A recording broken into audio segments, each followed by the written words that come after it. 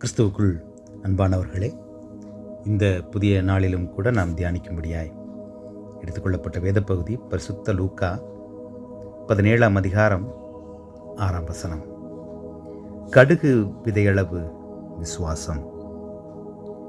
இந்த வேத பகுதியை குறித்து தியானிப்பதற்கு முன்பதாக இதன் சில ஆழமான ரகசியங்களை அறிந்து கொள்வது நமக்கு மிகுந்த உபயோகமாக இருக்கும் என்று விசுவாசிக்கிறேன்.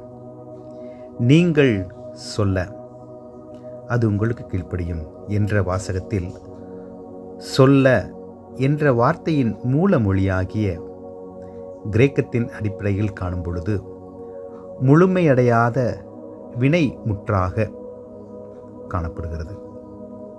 அதாவது ஒரு செயல் நடந்து முடியும் வரை விடாமல் சொல்லிக்கொண்டே இருத்தல் என்று பொருள் கொள்ளலாம். இரண்டாவதாக, கடுகளவு விசுவாசம் அல்ல, கடுகு விதையளவு விசுவாசம். விசுவாசத்தின் அளவல்ல, விசுவாசத்தின் தன்மை.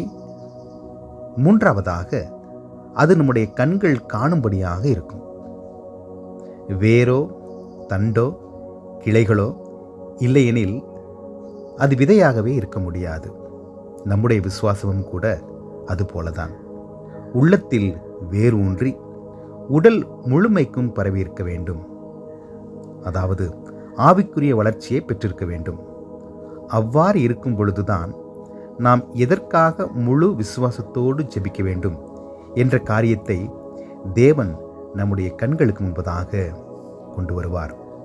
அது தேவனுடைய நாமம் மகிமைக்காகவும் அதன் மூலம் கடவுளுடைய சித்தம் நம்முடைய வாழ்க்கையில் நிறைவேறும்படியாகவும், மேலும் இதற்காக நாம் ஏறெடுக்கின்ற ஜெபம் அது நடக்கும் வரை தொடர்ந்து ஏறெடுக்கப்பட்டு அதற்கான கிரியையும் சரியான வழியிலே செய்வதாயிருக்க வேண்டும்.